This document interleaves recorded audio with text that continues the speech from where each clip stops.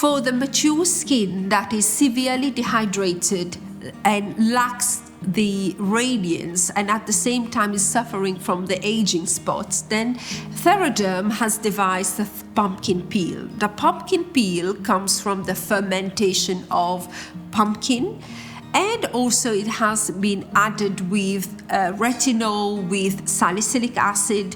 So we after cleansing the face, we apply the pumpkin peel over the face, and then we neutralize. Afterwards, we have this very good hyaluronic acid vitamin C tablets. As you can see, they are in powder form. We will dissolve them with the pumpkin activator, and then we will infuse with the Rumi device.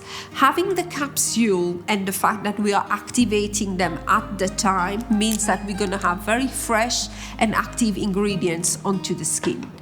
After we have finished this step, then we apply the Collagen Dry Skin Mask, which is made out of marine collagen to really hydrate the skin. And the last step is an omega-3 mask made of alginate mask.